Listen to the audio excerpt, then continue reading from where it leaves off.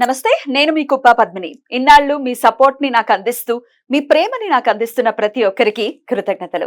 ఇప్పుడు చూడబోతున్న ఈ వీడియో కూడా ఖచ్చితంగా మీకు ఉపయోగపడుతుంది.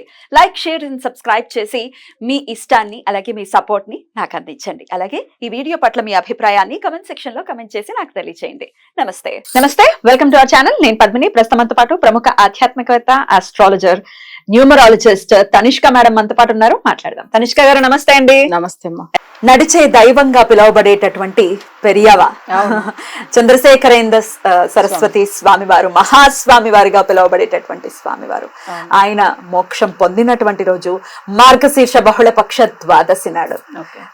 సుమారుగా 100 సంవత్సరాల పాటు ఆయన నిజంగా ఆయన అందించినటువంటి ఒక గురుస్థానంలో ఉండి అసలు నడిచే కామాక్షి, అందులో ఇంకో మాట లేదు. నిజంగా ఆ టైంలో ఉన్న వాళ్ళు ఎంత అదృష్టవంతులు. నిజంగా ఆయనను కనులారా చూసిన వాళ్ళు ఎంత అదృష్టవంతులు అని అనిపిస్తుంది. 1994లో ఆయన మోక్షం పొందినటువంటి రోజు కాబట్టి ఆ సంవత్సరం నిజంగా అంటే రీసెంట్ టైమ్స్ కదా. స్వామివారి గురించి మాట్లాడుకోవటం అనేది ఖచ్చితంగా చాలా చాలా సుకృతంగా భావిస్తూ, మీరు తమిళులు, మీరు ఇంకా ఇంకా అదృష్టవంతులు. నిజంగా అసలు ఆయన పేరు చెప్తానే చాలు. కాంచి పెరియవా అని అంటారు.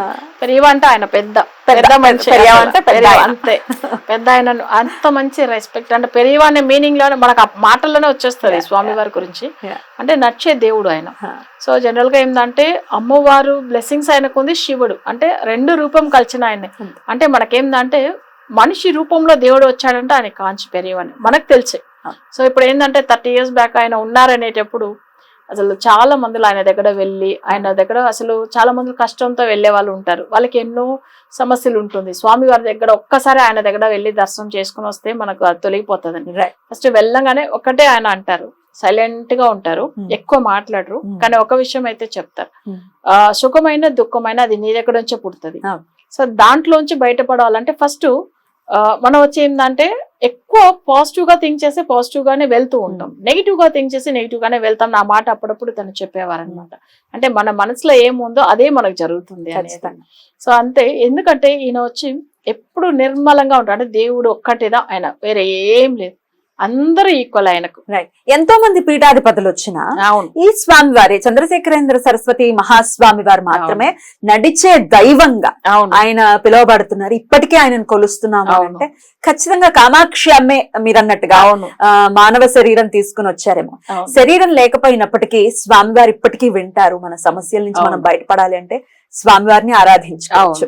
మరి ఎలా స్వామివారిని ఆరాధించుకోవాలి, మరి ఆ రోజున ప్రత్యేకంగా చేసుకునేటటువంటి విధి విధానాలు ఏమైనా ఉంటాయా? ఇవి ఒక్కసారి చెప్పండి. ఓకే, ఇప్పుడు స్వామివారిని మనం ఒక గురు స్థానంలో చూస్తాం. ఎందుకంటే మనం వచ్చి ఒక దారి చూపించే వాళ్ళు పెద్దవాళ్ళు మన గురువునే మనం కొలుస్తాం. సో అప్పుడు ఏమైతుందంటే ఈయన వచ్చి ఒక గురు. ఇప్పుడు నేను జ్యోతిష్యం నేర్చుకున్న ఒక మేడం, ఆమె నాకు గురు. యాక్చువల్ గా ఈయన గురించి చాలా సంవత్సరాలుగా ఈయనకు పూజ చేసే ఆమె. అసలు ఏంటంటే ఆయన ప్రాణంతో ఉన్నప్పుడే ఆయన గురించి పూజలు చేసి ఫోటో ఇంట్లో పెట్టేసుకుని మొక్కుతారు. అలా ఉన్నప్పుడు ఆయన ఇట్లా హెల్త్ బాగాలేదని చెప్తున్నప్పుడు తనకు అసలు ఇట్లా ఆయనకు మోక్షం పొందపోయారని అనేటప్పుడు ఆమె చాలా బాధపడి ఏడుస్తే, స్వామివారిని అనుకుని అట్లా ఏడుస్తే ఆయన వచ్చి కలలో ఆమెకు చెప్పారు, నువ్వు వచ్చి నా సమాధి పైన నాకు కొన్ని యాపిల్స్ తీసుకొచ్చి పెట్టు, నేను తీసుకుంటాను చెప్పి. నిజంగా ఈమెకు షాక్ అనమాట. కళలో ఇట్లా వచ్చి చెప్పిండు కదా, ఇది రియల్ గా మాట్లాడేలాగానే ఉంది అని చెప్పి ఆ మేడం ఏం చేశారంట, తీసుకెళ్లారంట. తీసుకెళ్లి అక్కడ లోపల పంపించట్లేదంట. ఎందుకంటే జస్ట్ ఆయన కొన్ని రోజుల్లో అంటే అక్కడ క్యూ అనమాట. అసలు ఆయన సమాధి దగ్గర దర్శనం చేసుకోవడానికి వెళ్ళట్లేదు ఆ టైమింగ్ లో, 1994 లో. అప్పుడు ఆమె చాలా బాధపడారంట. ఒక్క విషయం అయితే అక్కడ ఉన్న పోలీస్ ఒక అతను సెక్యూరిటీ ఉంటారు కదా, తన దగ్గర పిలిపించి ఇట్లా నాకు స్వామి వారు దర్శనం ఇచ్చి మాట్లాడారు, ఈ ప్రసాదం తీసుకొచ్చి ఆయన సమాధి మీద పెట్టమని చెప్పారని అప్పుడు ఆమె ఏడ్చుకుంటూ చెప్తుందంట. ఒక్కసారి నాకు అట్లా పంపియండి, నేను వెళ్ళి ఆయన దగ్గర దర్శనం చేసుకు. తర్వాత సరే అని చెప్పి ఈమె ఇంత రిక్వెస్ట్ చేశారని చెప్పి తీసుకెళ్లి పెట్టమని చెప్పాను. పెట్టిన వితిన్ సెకండ్ లో అది మాయమైపోయిందంట ఆ యాపిల్. ఎలా వెళ్ళింది అసలు ఎట్లా అయిందనే తెలియట్లేదండి. ఎవరు తీయటం ఎవరు లేదు అక్కడ. ఈమె ఒక్కటే కదా దగ్గర వెళ్ళి పెట్టిండ్రు. వేరే వాళ్ళు చాలా దూరం నుంచి క్యూలో వెళ్తున్నారు, దర్శనం దూరంగా చేసుకుని. దగ్గర ఆయన అక్కడ సమాధిని టచ్ చేయడానికి ఇవ్వలే కదా అక్కడ. అవి అయితే కానీ చూడండి ఈ మిరాకిల్ అసలు ఆమె నాకు ఎన్నిసార్లు చెప్పి ఆమె ఏడుస్తాయి తెలుసా. ఎందుకంటే ఆ స్వామి వారు ఆనందంతో అంతే, ఆ బ్లెస్సింగ్స్ అనేది ఎవరికి రాదు. మా గురువు నాకు ఇట్లా వచ్చిండ్రు అట్లని. అంటే ఎందుకంటే ఈమె వచ్చి చాలా సంవత్సరాలుగా ఆయనే కొలిచేది. ఈమెకు తెలిసిన ఫ్రెండ్ సర్కిల్లో కూడా ఏమైందంటే కొంతమంది ఆయన లైఫ్ అంటే ఆయన ఉన్నప్పుడు కొన్ని మిరాకిల్స్ జరిగిన విషయాలు కూడా వీళ్ళతో షేర్ చేసుకునే వాళ్ళు అనమాట. అప్పుడు కొంతమంది ఏంటంటే పెళ్లికి అసలు వెళ్ళి వచ్చినప్పుడు ఆయన ఒక డివోటీలు వీళ్ళందరూ. సో వెళ్ళి వచ్చే దారిలో ఏమైందంటే ఒక మేజర్ యాక్సిడెంట్ అనమాట. అసలు బస్సులో అందరూ వెళ్తున్నప్పుడు అది ఏమైందంటే అసలు కొంచెం అంటే అవి టైర్ పంచర్ అయ్యి మళ్ళీ తీసుకెళ్లి ఎక్కడో రాంగ్ రూట్ తీసుకెళ్లి అక్కడ ఒక బావిలో పడేలాగా. కానీ కొంచెంలో ఎవరో ఇట్లా పట్టుకుని అసలు ముందుకు తీసి బయట పెట్టినట్టుగా ఆ వెహికల్ కూడా చూడండి పడకుండా ఆపేదానికి ఎవరో ఒక పుష్ చేసే ఎట్లా ఉంటుందో అలా చేసినట్టుగా ఉన్నదని వీళ్ళకి అర్థమే కాలేదన్నమాట. తర్వాత ఏమైందంటే వీళ్ళందరూ భయపడిపోయారు. స్వామి వారికి అసలు దర్శనం కూడా చేసుకోవాలనుకున్నారు వీళ్ళు, ఆ ఒక టీం అందరు వెళ్ళినప్పుడు. నెక్స్ట్ డే ఏమైందంటే స్వామి వారిని దర్శనం చేయడానికి వెళ్ళారు కాంచీపేరివారిని. వెళ్ళినప్పుడు స్వామి మాకు అసలు మేము అందరూ చనిపోయే వాళ్ళం కానీ మిమ్మల్ని చూడాలని అసలు ఎంత కోరిక పెట్టుకున్నామంటే అందుకే స్వామి వారే కాపాడాడు. ఎలా కాపాడంటే ఆ రోజు నైట్ వీళ్ళకి ఏం టైం జరిగిందో అదే టైము స్వామి వారు అక్కడ ఉన్న గోడలో 2 చేతులతో ఇట్లా పుష్ చేసి ఇలానే ఆపేశాడంట. అసలు కొంచెంసేపుగా వాళ్ళ శిష్యుడు ఉన్నాడు కదా, ఏం స్వామి మీరు ఇక్కడ డిస్టర్బ్ చేయలేదంట వాళ్ళు పక్కకు ఉండే వాళ్ళు. స్వామి వారు ఎందుకు ఈ గోడని ఇట్లా బట్టి ఆపుతున్నారు అర్థమే కాలేదు వాళ్ళకి. వీళ్ళు వచ్చిన వాళ్ళు ఇంత బాధలు చెప్పుకుంటూ ఇలా చెప్తున్నప్పుడు మేము ఇలా మిరాకిల్ అసలు మా ప్రాణం ఈ రోజు ఉందంటే స్వామి వాళ్ళు అట్లని. అప్పుడు ఈయన అన్నంట ఏ టైం అని అడిగి ఉన్నారు. సో వీళ్ళ దగ్గర మాట్లాడితే సేమ్ టైం స్వామి వారు ఇక్కడ అలా చేసి అసలు అవి పుష్ చేసినప్పుడు అప్పుడు అర్థమైందంట, ఓ స్వామి వారు ఇంత మిరాకిల్ మనకి ఇంత కాపాడాడు, ఈయనదా ఇంతమంది ప్రాణాన్ని కాపాడి నిలబెట్టాడు స్వామి వారు అట్లని అప్పుడు వాళ్ళకి అర్థమైంది. నమ్ముకున్న వారికి దేవుడు అసలు. అప్పుడు ఈ టైమింగ్ ఎందుకు అడుగుతున్నారంటే అసలు స్వామి వారు సేమ్ అదే టైం దా కదా వీళ్ళకి కూడా అక్కడ అంటే యాక్సిడెంట్ అయింది కూడా, కానీ అసలు తీసుకొచ్చాడు దేవుడు మంచిగా. అంటే ఇలాంటి చాలా మిరాకిల్స్, చాలా 1-2 కాదు అసలు ఎంతో మంది హెల్త్ గురించి అసలు ఆయన దగ్గర వెళ్ళిన వాళ్ళు ప్రతి ఒక్కరికి అసలు ఏం సమస్యతో వెళ్ళినా తప్పకుండా దానికి ఏదో పరిహారం ఇస్తాడు. చిన్నదే ఆయన చెప్పేది కూడా, కానీ అంత రిజల్ట్ ఉంటుంది. స్వామి వారి దేవుడు పుట్టగా అసలు ఆయన ఎప్పుడైనా కూడా దండం పెట్టుకోవచ్చు కదా స్వామి వారు అని అనుకోవడానికి. ఆయన ఎంత సింపుల్ గా ఉంటాడు. రమణ మహర్షి ఎలా ఉంటాడు సేమ్ అంతేనే. తిరువణామలలో ఉంటారు ఆయన, ఈయన కాంచీలో అంతే. ఇంకా కొంతమంది ఏంటంటే అసలు ఇప్పుడు రాఘవేంద్ర స్వామి ఎంత అసలు ఆయన కూడా అంతే సేమ్ గురు స్వరూపమే వీళ్ళందరూ కూడా. ఇలా మనం వాళ్ళ ఇష్టం. ఇప్పుడు చాలా మంది రాఘవేంద్ర టెంపుల్ వెళ్ళి కూడా మొక్కుంటారు, మంత్రాలయం వెళ్ళి. సేమ్ ఈ స్వామి వారి ఫోటో అంటే కాంచి పెరివ ఫోటో పెట్టేసుకొని మన ఆయన ఏదైనా కోరిక పెట్టుకుని స్వామి వారిని అసలు మన గురు స్వరూపంగా అంటే మనకు ఆయన ఒక దారి చూపించే దేవుడు. సో మనకు అంటే గురు స్వరూపంగా మనం మొక్కాలి. తప్పకుండా మన లైఫ్ లో మనం మొక్కుతామంటే తన బ్లెస్సింగ్స్ ఎలా అంటే ఇప్పుడు నా మేడం చెప్పింది చూడండి, నేను ఎంత గొప్పగా చెప్పుకుంటాను. ఆమె అట్లానే ఆ ఆనందంలో ఏడ్చేశారు అసలు మా మేడం. అయితే నేను చెప్తుంటే నా కళ్ళు చెమరుస్తున్నాయి. ఇవన్నీ అసలు ఎలా జరిగేది ఎవరైనా నమ్మరు, కానీ డైరెక్ట్ వెళ్ళిన వాళ్ళకి తెలుస్తుంది కదా.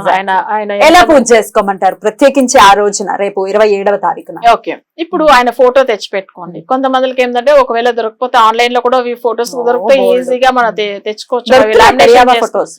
అవి లామినేషన్ చేసి పెట్టేసుకొని ఇంట్లో ఏంటంటే జస్ట్ మనం వచ్చి మరీ ఎక్కువ కూడా కాదు, ఆయనకు చాలా సింపుల్ గా ఆయనకి ఏం లేదు, జస్ట్ విడిగా పువ్వులతో అర్చన లేదు. మనకు వచ్చి స్వామి వారికి అసలు ఏంటంటే ఏదన్నా ఇప్పుడు మన విభూతితో అర్చన చేసినా తీసుకుంటాడు, కుంకుమతో అర్చన చేసుకున్నా తీసుకుంటాడు, పువ్వులతో. ఇంత చిన్నగా అరటిపండు ప్రసాదం పెట్టినా కూడా చాలా ఆయనకు. ఎప్పుడు ఆయన సింపుల్ గానే ఉంటాడు, ఎవరు ఏది ఇచ్చినా కూడా ఎక్కువ తీసుకోడు ఆయన. అసలు ఎంతో మంది స్వామి వారు ఎగ్జాక్ట్లీ అసలు ఎప్పుడు కానీ తను చాలా సింపుల్ గా ఉంటాడు. సో అట్లా ఆయన ఏందంటే మనకున్న కష్టాలంతా తొలగిపోవాలి, అసలు స్వామి నాకు ఒక మంచి దారి చూపి.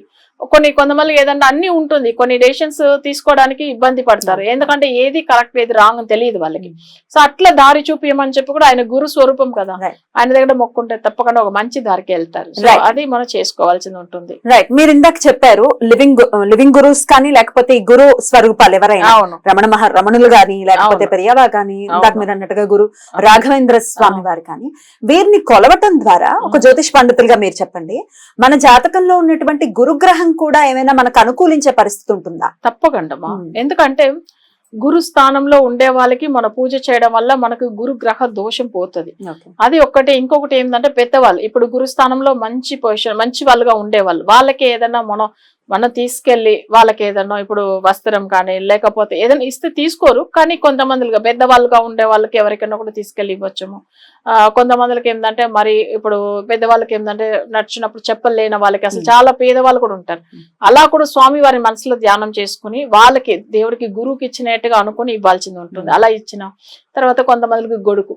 సో అది కూడా ఎందుకంటే పెద్దవాళ్ళకి మరి నడవలేదు, బాధపడే వాళ్ళు, పేదవాళ్ళు, ఇలాంటి వాళ్ళకి దానం చేయాలి. అప్పుడు అది వచ్చి మన మనసులో వాళ్ళని, ఇప్పుడు కొంతమంది గురువులు తీసుకోరు, కొంతమంది తీసుకునే వాళ్ళు ఉంటారు, బట్ తీసుకున్నా బెస్ట్, తీసుకోకపోయినా దానివల్ల మనం ఇట్లా పేదవాళ్ళకి కూడా చేయవచ్చు.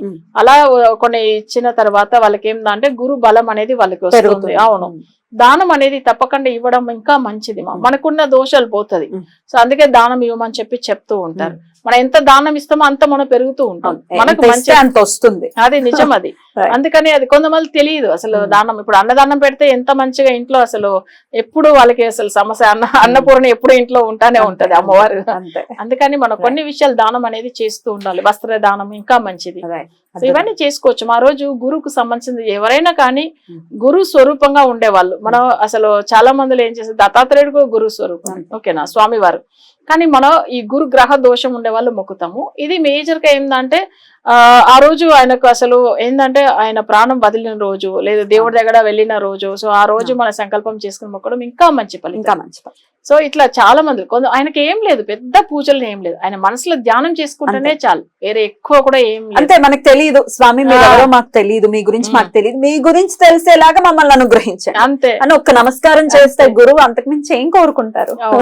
అసలు అంత చాలా సింపుల్ గా పూజ చేసినా తన ఇష్టమే, అంతే, వేరే ఏమీ లేదు. ఆయనకు వచ్చి భక్తితో ఒక్కసారి ఆయన మొక్కి మనకేం సమస్యలు ఉందో అవి చెప్పి దాంట్లోంచి బయటపడేదానికి కోరిక పెట్టుకుంటే చాలు, వేరేమీ లేదు. అద్భుతంగా వివరించారండి. పెరియవా గురించి మాట్లాడుకోవటం అనేది నిజంగా చాలా చాలా సంతోషం. నా రిక్వెస్ట్ మీద మీరు ఇవన్నీ చెప్పడం జరిగింది. చాలా చాలా సంతోషం. మళ్ళీ ఎప్పుడు వస్తుందో అవకాశం తెలియదు, అందుకే అడిగాను మిమ్మల్ని చెప్పలేదు. Thank you. ఎందుకంటే మనకు ఆ గురువుల గురించి చెప్పేటప్పుడు మనకు ఆ గురు బ్లెస్సింగ్స్ దొరికిన ఆ వైబ్రేషన్ మాట్లాడుతున్నప్పుడే వస్తుంది కదా. సో వాళ్ళు అనుకోవడమే పెద్ద విషయం. అంతే. అద్భుతం అండి, చాలా సంతోషం. హైదరాబాద్ ప్రాంతంలో ఉన్న వాళ్ళు మరీ మరీ అదృష్టవంతులని ఒక విషయంలో ఖచ్చితంగా చెప్పొచ్చు. ఎందుకంటే పద్మారావు నగర్ లో స్వామి స్టాచ్యూ ఉంది. చక్కగా వెళ్ళి, అంటే స్వామి నిర్మించారు, సుబ్రహ్మణ్యేశ్వర స్వామి గుడి నిర్మించారు, ఆయనే చెప్పారు ఈ స్థలంలో. పద్మారావు నగర్ మన సుబ్రహ్మణ్యేశ్వర స్వామి గుడి. చక్కగా అక్కడికి వెళ్లి స్వామివారిని ఒకసారి దర్శనం చేసుకుని అలా అయినా కూడా గురువు అనుగ్రహాన్ని పొందొచ్చు. అద్భుతం అండి, చాలా బ్యూటిఫుల్ గా ఎక్స్ప్లెయిన్ చేశారు. కృతజ్ఞతలు. నమస్తే. నమస్తే.